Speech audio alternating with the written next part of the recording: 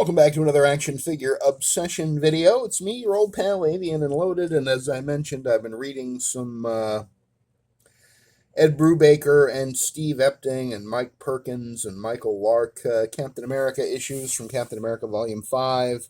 And Crossbones, as you may be aware, does play a significant role in those issues.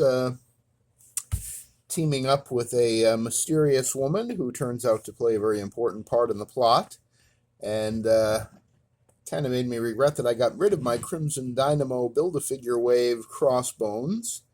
But then I was thinking, well, you kept the head. What do you got? And what I got is 5 G.I. Joe Classified Series Sergeant Slaughters. I think 6 if you count the Slaughters Marauders one with the god-awful blue and green outfit. But what do you think? Does this work? You can see him there in the background with his old buddies, Baron von Strucker and the Red Skull, of course. Red Skull, a Kitbash with the Major Tote figure from the Indiana Jones Adventure series, and then this is the most recent Baron Strucker that we've gotten in the Marvel Legends line. A very kind of cheap, plasticky looking guy. I think he went for $5 at Ollie's at one point, or $10. But just to remove the distractions. So here he is.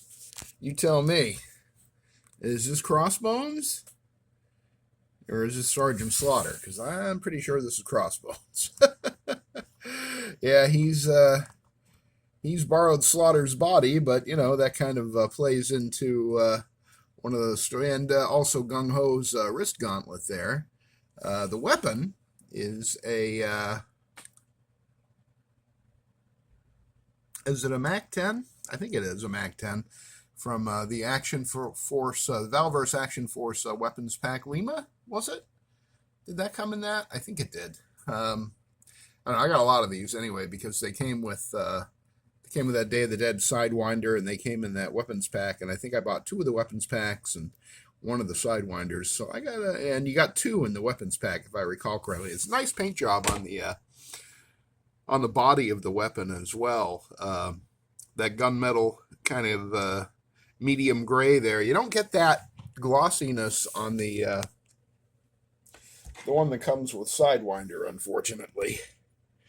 And here he is with my kit-bashed MCU Nick Fury, just to give you an idea of the size of him here.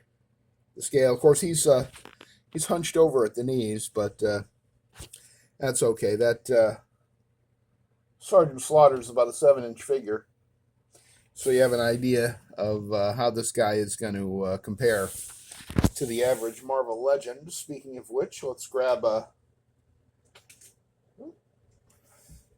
There's my 20 years Captain America with the Marvel Select Shield. Do a little back-to-back action here, and even hunched over, for shooting purposes. I think it might be about even with the knees bent here. Let me. I'll tell you what I'll do. I'll tell you what I'm gonna do. I need to stand him up straight anyway. Well, see if I can get this to sit still for a second without turning the lights out. And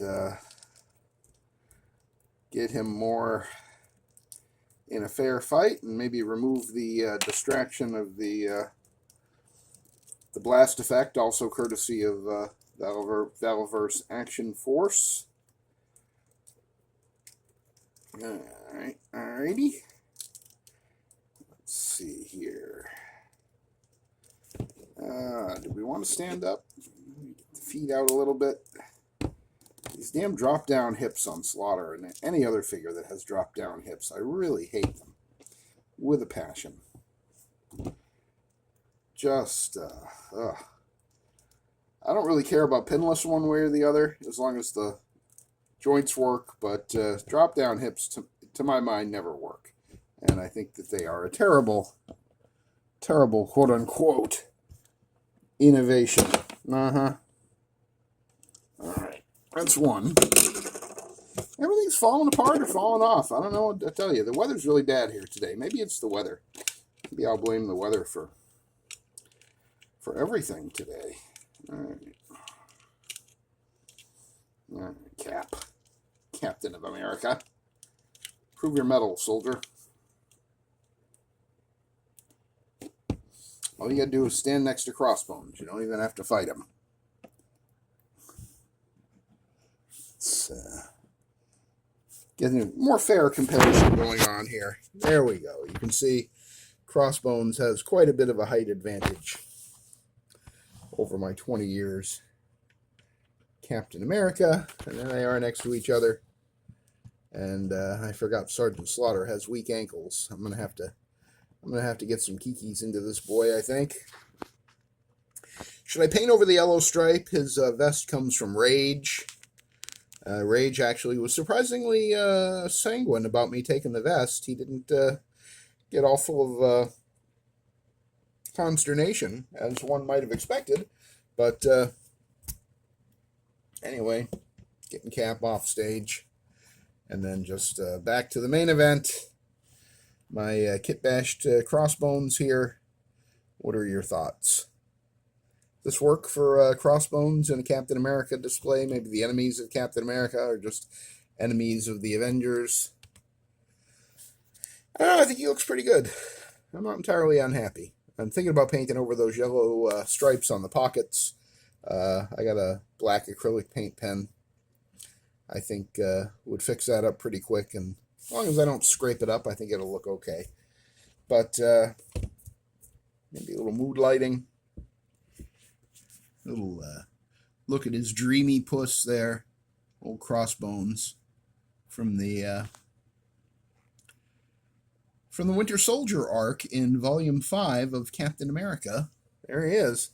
Let me know what you think. If you like the video, give it a thumbs up. If you hate it, give it a thumbs down. And feel free to leave a comment, questions, analysis, observations, theories, anything you like. And subscribe to the channel.